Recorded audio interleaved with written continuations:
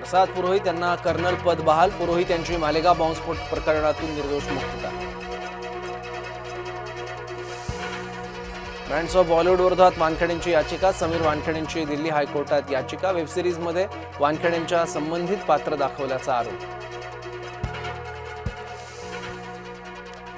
कोकणात पूरग्रस्तांना मदत वाटताना लावले उद्धव ठाकरेंचे फोटो. शिवसेनेने समोर आणला ठाकरेंचा दुटप्पीपणा. या मदत पाकिटावर कुणाचे फोटो लावले? शिवसेनेचा ठाकरे गटाला थेट सवाल. जातीचं खूळ मनातून काढा. अजित पवार यांचं वक्तव्य. बीडमधील दौऱ्यात बोलले अजित पवार. राज्य सरकारकडून केंद्राकडे मदतीची मागणी. केंद्रीय गृहमंत्र्यांकडे महायुतीकडून मागणीपत्र. मुख्यमंत्र्यांच्या नेतृत्वात महायुतीचं शिष्टमंडळ अमित शहा यांच्या भेटीला. सोलापुरात महामार्गावर पाणीच पाणी. सोलापूरकरांच्या अडचणी कायम.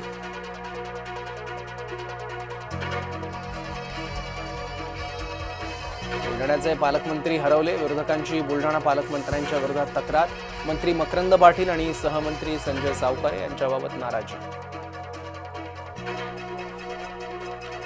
लातूरातून सुरू केला उद्धव ठाकरे यांनी दौरा. पूर आल्याच्या 3 दिवसांनी उद्धव ठाकरेंचा दौरा. आम्ही मदत मनापासून करतोय. मदतीचं पर्यटन नको आणि राजकारणही नको. उपमुख्यमंत्री शिंदे यांची उद्धव ठाकरेंच्या दौऱ्यावर टीका. उपमुख्यमंत्री अजित पवार पोहोचले बीडमध्ये. पुराने उद्ध्वस्त शेतकऱ्यांशी साधला संवाद. पंढरपुरात पुराने घातलं थैमान. महिलांना याची खास करून बसली झळ. निकष न लावता सरसकट मदत देणार. मुख्यमंत्री देवेंद्र फडणवीस यांचं आश्वासन. बंधाऱ्याचे दरवाजे न उघडल्यानं पूरग्रस्त धाराशिव इथं संभाजीराजे यांचा पाहणी दौरा. संभाजीराजे छत्रपती यांचा दावा.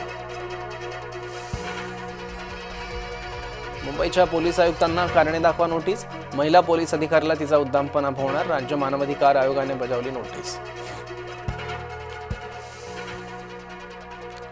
अग्नि प्राईम क्षेपणास्त्राची चाचणी यशस्वी. 2000 किलोमीटर अंतरावरही अचूक लक्ष्यभेद. मध्यम अंतरावर मारा करण्याची क्षमता.